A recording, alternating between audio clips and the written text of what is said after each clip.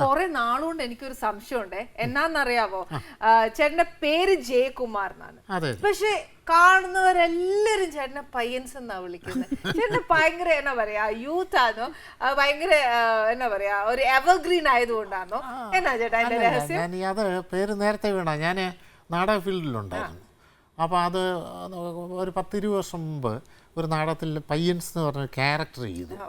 അത് നന്നായിട്ട് പല സ്റ്റേജ് കളിക്കുകയും ആൾക്കാർക്ക് ഇഷ്ടപ്പെട്ട ഒരു വേഷമായിരുന്നു, എല്ലാവരുടെയും മനസ്സിൽ ഉൾക്കൊണ്ടു. അതെ അതെ അതെ. അപ്പോൾ അതങ്ങനെ പിന്നെ ചിലർ അങ്ങനെ വിളിച്ച് വന്ന് അങ്ങനെ ആയി.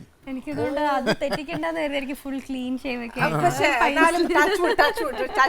അങ്ങനെ തന്നെ ഇരിക്കട്ടെ. ആ യൂത്ത് എപ്പോഴും ചേട്ടന്റെ ഉള്ളിൽ, അല്ല പയ്യൻസ് എന്ന് കേൾക്കുമ്പോ തന്നെ നമുക്ക് തന്നെ ഒരു യൂത്ത് എപ്പോഴും നമ്മുടെ ഉള്ളിൽ വരികയല്ലേ? കണ്ടാലും അതേ പറയുള്ളൂ. അല്ല, പ്രായം എന്താണെങ്കിലും പ്രായം തന്നെ ആണല്ലോ. അത് ശരിയാ, കാലം തെളിയിക്കുമല്ലോ. നമ്മൾ എന്നാ കൊച്ചു കളിച്ചാലും കാലം അതിന്റെ ജോലി ചെയ്യും.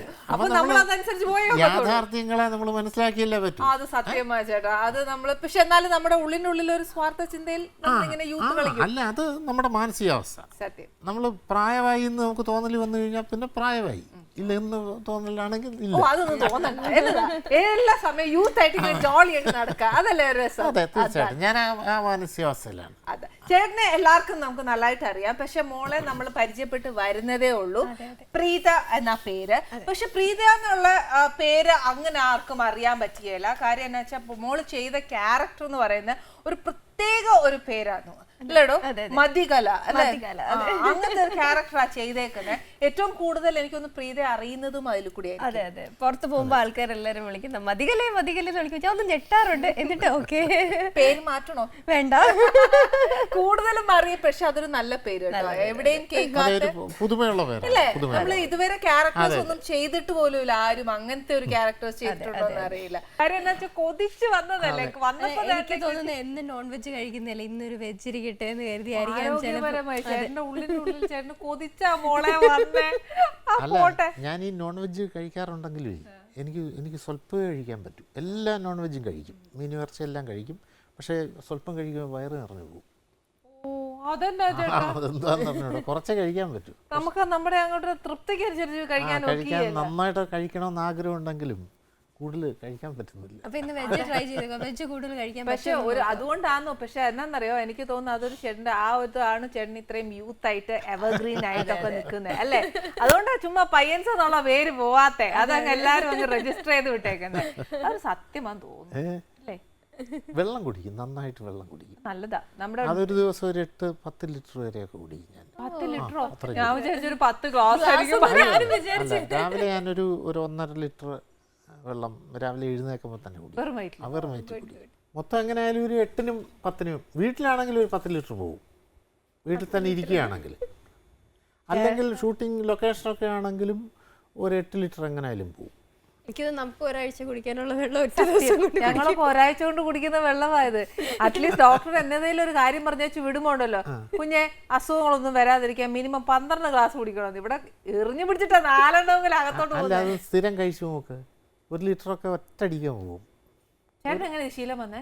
അത് ശീലം എനിക്ക് ഒരു 10-20 വർഷം മുമ്പ് ഒരു യൂറിനറി ട്രാക്ക് ഇൻഫെക്ഷൻ വന്നിരുന്നു. അപ്പോൾ അതിന് ഡോക്ടർ വെള്ളം കുടിക്കണമെന്ന് പറഞ്ഞു.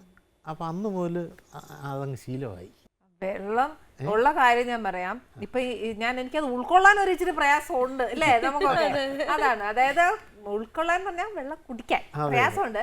പക്ഷെ എന്നാലും ഉള്ള കാര്യം പറയാൻ പോളെ, ഇപ്പൊ ഗേൾസിനായാലും ശരി ഏത് ഹ്യൂമനായാലും ശരി, വെള്ളം എത്ര അകത്ത് ചെല്ലുന്നോ അത്രയും നമ്മൾ ഫ്രഷ് ആവും, അത്രയും നമ്മുടെ ടോക്സിൻസ് വെളിയിൽ പോവും, നമ്മുടെ സ്കിൻ അത്രയും ഗ്ലോ ചെയ്യും. ഇതെല്ലാം ഇതിനകത്തുള്ള ഒരു സത്യമാണ്. പക്ഷെ ഇതെല്ലാം നമ്മൾ കേൾക്കും, പ്രത്യേകിച്ച് പെൺകുട്ടികൾ ഇതെല്ലാം കേൾക്കും. സ്കിൻ ഗ്ലോ എന്നും കൂടെ പറഞ്ഞു കഴിഞ്ഞാൽ ഉറപ്പായിട്ട് നാളെ ഈ കേൾക്കുന്ന ഫോഴ്സിനെങ്കിൽ 5 ഗ്ലാസ് കുടിക്കും. പിന്നെ മറ്റന്നാളാകുമ്പോൾ പിന്നെ എന്താണെന്നുള്ളത് ശക്തി കുറയും. അതാണ് സത്യം. പിന്നെ ഇപ്പൊ നമ്മൾ പറഞ്ഞല്ലോ സിനിമയുടെ വിശേഷമൊക്കെ പറഞ്ഞു. ചേട്ടാ അതിന്റെ വിശേഷമൊക്കെ ഒന്ന് പറഞ്ഞു. അത് അജു വർഗീസ്, പിന്നെ ദീപക് പരമ്പോൾ ചേട്ടൻ, സുധി കോപ്പ, സുഗീത് കോപ്പ, പിന്നെ ഹരീഷ് ചേട്ടൻ, ഇവരൊക്കെയാണ് മെയിൻ ആയിട്ടുള്ള ആർട്ടിസ്റ്റുകൾ. നല്ല വളരെ മനോഹരമായ ഒരു സിനിമയാണ്. ചേട്ടൻ്റെ സത്യം പറഞ്ഞാൽ ചേട്ടൻ ചെയ്ത ക്യാരക്ടേഴ്സ് ഒക്കെ വെച്ച് നോക്കുമ്പോൾ ചേട്ടൻ ശരിക്കും ഭയങ്കര ഒരു ബഹളക്കാരനായിട്ടൊക്കെ ഞാൻ ശരിക്കും വിചാരിച്ചു. ചേട്ടൻ എന്ത് ഭയങ്കര സോഫ്റ്റ് സ്പോക്കനായിട്ട് ഭയങ്കര ഒതുങ്ങിയൊക്കെ വർത്താനം പറയുന്നത്. പയ്യന്മാർ അങ്ങനെ അല്ല. അല്ല, അത് ഓരോ നേച്ചറാണല്ലോ. അത് പല കാരണങ്ങൾ കൊണ്ട് സംഭവിക്കുന്നതായിരിക്കാം. നമ്മുടെ ഒഫീഷ്യൽ ജീവിതം, അല്ലാതെ നമ്മുടെ ജീവിത സാഹചര്യം, അത്തരം കാര്യങ്ങളൊക്കെ വെച്ചിട്ടായിരിക്കാം നമ്മുടെ സംസാര ശൈലിയൊക്കെ ഉണ്ടാകുന്നത്. പിന്നെ നമ്മളിപ്പോൾ അഭിനയിക്കുന്ന സമയത്ത് നമ്മൾ ആ ക്യാരക്ടറിന്റെ അനുസരിച്ച് ഈ വർത്താനം പറയുന്ന ചേട്ടനെ അല്ല. ശരിക്കും പറഞ്ഞാൽ ആ ചേട്ടനെ കണ്ടുകഴിയുമ്പോൾ ശരിക്കും ഞങ്ങളൊക്കെ വിചാരിക്കുക, ആ ക്യാരക്ടർ കാണുമ്പോൾ വിചാരിക്കും ചേട്ടൻ ശരിക്കും ഒറിജിനൽ ക്യാരക്ടർ ഇങ്ങനെ ആയിരിക്കും. ചേട്ടനോടൊക്കെ വർത്താനം പറഞ്ഞ എന്നെ തമാശ ആയിരിക്കും. ഇത് ശരിക്കും മെച്ചോർഡായിട്ടൊക്കെ ഇരിക്കുന്ന എനിക്ക് തോന്നുന്നു ആദ്യം ഈ പറഞ്ഞ കൂട്ട് ഒരു അധ്യാപകനായതുകൊണ്ടായിരിക്കും ആ ഒരു മെച്യൂരിറ്റി എപ്പോഴും മെയിൻറ്റെയിൻ ചെയ്യും. അത് മനഃപൂർവ്വം ഉണ്ടാക്കിയെടുക്കുന്നൊന്നുമല്ല, തീർച്ചയായിട്ടും. അത് നമ്മുടെ ഒരു കാര്യം ചെയ്യാം, നമുക്ക് അവിടെ തുടങ്ങാം. ആയിക്കോട്ടെ. അധ്യാപകൻ തുടങ്ങാം. ഒന്ന് പറഞ്ഞ ഞങ്ങൾക്ക് കഥ പറഞ്ഞ നാടക നടനായത്, പിന്നെ ഈ സിനിമയിൽ വന്നത്, സീരിയൽ ചെയ്തത് എല്ലാം പറയും. ഞാൻ സ്കൂൾ കാലഘട്ടം മുതൽ തന്നെ നാടകത്തിലുണ്ടായിരുന്നു. ഞാൻ ആദ്യം നാടകത്തിൽ അഭിനയിക്കുന്ന 4ാം ക്ലാസ്സിൽ പഠിക്കുമ്പോഴാണ്. ഇപ്പോഴും എനിക്ക് ആ നാടകത്തിൻ്റെ പേര് വരെ ഓർമ്മയുണ്ട്, ഏടാകൂടം എന്ന് പറഞ്ഞിട്ട്. ഏടാകൂടം, ഓക്കെ. അപ്പോൾ അത് എൻ്റെ അധ്യാപകർ അന്ന് അഭിനയിപ്പിച്ചാണ്. അത് കഴിഞ്ഞ് സ്കൂൾ കഴിഞ്ഞു, കോളേജ് കഴിഞ്ഞു. കോളേജിലും ഒക്കെ ശാസ്താംകോട്ട ദേവസ്വം ബോർഡ് കോളേജിലായിരുന്നു ഞാൻ ഡിഗ്രി. അപ്പോൾ അവിടെ ഞാൻ ബെസ്റ്റ് കൊമേഡിയനും ഒക്കെ ആയിരുന്നു, മോണോ ആക്ട് ഉണ്ടായിരുന്നു. പിന്നെ അത് കഴിഞ്ഞ് ഞാൻ BEd കഴിഞ്ഞു. അത് കഴിഞ്ഞിട്ട് അപ്പം തന്നെ എനിക്ക് ജോലിയായി. BEd കഴിഞ്ഞു പറഞ്ഞാൽ ഞാൻ ഹൈസ്കൂൾ അധ്യാപകനായിട്ട് കയറി. അതിലങ്ങനെ ജോലി ചെയ്തുകൊണ്ടിരിക്കുമ്പോൾ, എയ്ഡഡ് സ്കൂളായിരുന്നു, അതിൽ ജോലി ചെയ്തുകൊണ്ടിരിക്കുമ്പോഴാണ് എനിക്ക് ഈ സർവേ ഡിപ്പാർട്ട്മെൻറ്റിൽ നിന്ന് ജോലി കിട്ടുന്നത്. അപ്പോൾ ആ ജോലി ഉപേക്ഷിച്ചിട്ട് ഞാൻ സർവേ ഡിപ്പാർട്ട്മെൻറ്റിലേക്ക് വന്നു. അപ്പോൾ ആ സമയത്തും ജോലി ചെയ്യുന്നുണ്ടെങ്കിൽ പോലും അന്നും എനിക്ക് നാടകത്തിൽ അഭിനയിക്കാനും ഒക്കെ താല്പര്യമാണ്. ഒരു കലാകാരൻ ഇങ്ങനെ താല്പര്യമാണ്. അങ്ങനെ ഞാൻ പ്രൊഫഷണൽ സമിതിയിൽ ജോലിയോടൊപ്പം തന്നെ സർക്കാരിൻ്റെ അനുവാദത്തോടു കൂടിയാണ് നമ്മൾ ചെയ്തത്. അപ്പോൾ അതങ്ങനെ ഞാനൊരു 6 വർഷത്തോളം പ്രൊഫഷണൽ നാടക സമിതിയിലുണ്ടായിരുന്നു. അപ്പോൾ അന്നൊക്കെ പകല് ജോലിക്ക് പോവുകയും രാത്രിയിൽ നാടകത്തിന് പോവുകയും. രാത്രി ഉറങ്ങാനൊന്നും നോക്കിയല്ലോ ചേട്ടാ? ഉറക്കമൊക്കെ നല്ല. സത്യം പറയൂ, സർക്കാർ ഓഫീസിൽ ഇരുന്ന് ഉറങ്ങുമായിരുന്നല്ലേ? അല്ല, അതിനകത്ത് വേറെ കാര്യം.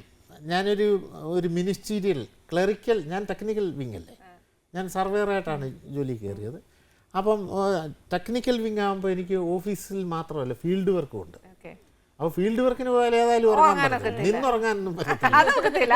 പക്ഷെ എന്നാലും ഞങ്ങളൊക്കെ കേട്ടിട്ടുണ്ട് സർക്കാർ ഓഫീസിൽ ഇരുന്ന് ഇങ്ങനെ ഉറങ്ങുമെന്നൊക്കെ. അതൊക്കെ പഴയ കാലങ്ങൾ കഥകളിലേ ഉള്ളു. ഇപ്പം സർക്കാർ ഉദ്യോഗസ്ഥർ നന്നായിട്ട് ജോലി ചെയ്തേ നിവർത്തിയുള്ളൂ. പഴയ കാലഘട്ടം പോലെ ഒന്നുമല്ല, വലിയ മാറ്റങ്ങൾ വന്നു. നല്ല വർക്ക് ലോഡുണ്ട്, ജീവനക്കാർ കുറവുമാണ്. പെൻഡിങ് ഇടാനും പറ്റത്തില്ല. വിവരാവകാശ നിയമം കിടക്കുന്നു. അപ്പോൾ അതിൻ പ്രകാരം ജനങ്ങൾ നല്ല ബോധവന്മാരാ. ഒരു സീനിയോറിറ്റി തെറ്റിച്ചൊരു ഫയൽ എടുത്തു കഴിഞ്ഞാൽ അവർ ചോദിക്കും, ഇതെന്താ അവർക്ക് അതിൻ്റെ റെക്കോർഡ് എടുക്കാം, കോപ്പി എടുക്കാം. ശരിക്കും പറഞ്ഞാൽ നമ്മൾ ഒരുപാട് ആൾക്കാരുമായിട്ട് മിങ്കിൾ ചെയ്യുക, അതായത് പല ക്യാരക്ടേഴ്സ് ഉള്ള ആൾക്കാരാ. ചിലർ നല്ല ഡീസെന്റ് ആയിട്ടൊക്കെ വർത്താനം പറയും, ചിലർ അങ്ങനെയല്ല, അതിർത്തി കിട്ടാൻ വേണ്ടിയിട്ട് വഴക്കുണ്ടാക്കുന്നവരുണ്ട്. ഇപ്പൊ ചേട്ടന് ബേസിക്കലി ഇങ്ങനെ ഭയങ്കര സൗമ്യ സ്വഭാവമാണ്. അപ്പൊ ഇത് എങ്ങനെയാ ചേട്ടാ അവരോടൊക്കെ ഇങ്ങനെ വർത്താനം പറഞ്ഞാൽ അത് ഡീൽ ചെയ്ത് ടാക്കിൾ ചെയ്ത് സോഫ്റ്റ് ആക്കി ചെയ്തു കൊടുക്കണ്ടേ? അതെ, തീർച്ചയായിട്ടും. ഇതിപ്പോൾ ഞാൻ തുടങ്ങിയ പോസ്റ്റാണ് സർവേയർ. പിന്നെ പ്രൊമോഷനായി ഞാൻ ഇറങ്ങുന്ന സമയത്ത് ഞാൻ ഡെപ്യൂട്ടി ഡയറക്ടറായിരുന്നു സർവേയുടെ. അപ്പോൾ ഈ പോസ്റ്റുകളിലെല്ലാം തന്നെ ഒരു ജനങ്ങളോട് സൈക്കോളജിക്കൽ ഒരു കൗൺസിലിംഗ് പോലെയും കൂടെ ഉണ്ട്. അല്ല, ഇത് ടെക്നിക്കൽ വർക്ക് മാത്രമല്ല. ഒരു സർവേയർ ഒരു സ്ഥലം അളക്കാൻ തർക്കമുള്ള ഭാഗങ്ങളിലായിരിക്കുമല്ലോ മിക്കവാറും പോകുന്നത്. 2 പേരുടെ ആണെന്ന് വെച്ചാൽ അതിരയിലൊക്കെ നല്ല ആഞ്ഞിലി നിൽക്കും, ഒരു 5 ലക്ഷം രൂപ വില കിട്ടുന്ന ആഞ്ഞിലിയൊക്കെ. ഇത് 2 പേരും പിടിച്ചുകൊണ്ടിരിക്കുകയായിരിക്കും. അപ്പോൾ ഒരു സുപ്രഭാതത്തിൽ ഈ തർക്കം വരുമ്പോൾ സുപ്രഭാതത്തിൽ സർവേയർ വന്ന് റെക്കോർഡ്സ് എല്ലാം പിടിച്ചു നിർത്തുമ്പോൾ ഇത് ഏതെങ്കിലും ഒരാളുടെ ഭാഗത്തേക്ക് പോവുകയാണെങ്കിൽ മറ്റവൻ അന്തം വിട്ടു പോവും. അപ്പോൾ അവിടെ തർക്കങ്ങളുണ്ടാവും. അപ്പം ഈ വർക്കിൻ്റെ ഉദ്യോഗസ്ഥൻ്റെ കഴിവെന്ന് പറഞ്ഞാൽ നമ്മൾ ചെയ്യുന്ന സത്യസന്ധമായിരിക്കണം 100%. അത് സത്യസന്ധമാണ് ചെയ്യുന്നതെന്ന് അവരെ ബോധ്യപ്പെടുത്തിയും വേണം. അല്ല, ഞാൻ സത്യസന്ധനാണ്. സപ്പോസ് ഈ ആഞ്ഞിലി നിൽക്കുവാന്ന് വെച്ചോ, ചേട്ടൻ അതെങ്ങനെ ഹാൻഡിൽ ചെയ്യും? അത് വരുന്നത് അതിൻ്റെ റെക്കോർഡിക്കലി നമ്മൾ പെർഫെക്റ്റായിട്ട് ക്ലോസ്. ഞാനും മോളും അതിർത്തിക്കാരാന്ന് വെച്ചോ, എനിക്കും ആഞ്ഞലി വേണം, മോക്കും വേണം, ഞങ്ങൾ എങ്ങനെ അപ്പോൾ ഇതിന് സർവേ റെക്കോർഡില്ലേ, സർവേ റെക്കോർഡ് ഉണ്ടല്ലോ. അപ്പോൾ അതിൻ്റെ അളവുകൾ, അതാണ് ടെക്നിക്കൽ വർക്ക്, അതെല്ലാം കൊണ്ടൊന്ന് യോജിച്ച് വരുമ്പോൾ ചിലപ്പോൾ ഇത് പകുതിക്ക് പകുതിയായിരിക്കും. പകുതിക്ക് പകുതിയാണെങ്കിൽ അങ്ങനെ തന്നെ പറയും, അവരോട് പറയും നിങ്ങളുടെ പകുതി കൂടെ തന്നെ പോവുക.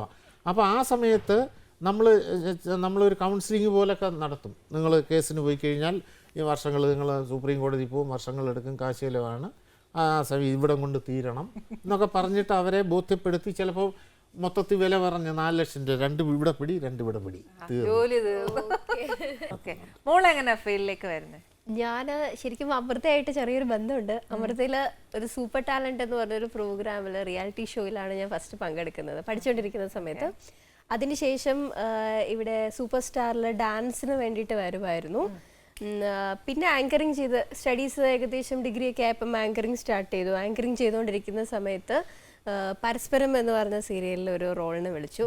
അപ്പോൾ ചുമ്മാ പോയത് ട്രയൽ നോക്കാന്നുള്ള രീതിയിൽ ചെയ്തപ്പം എല്ലാവർക്കും ഇഷ്ടപ്പെട്ടു.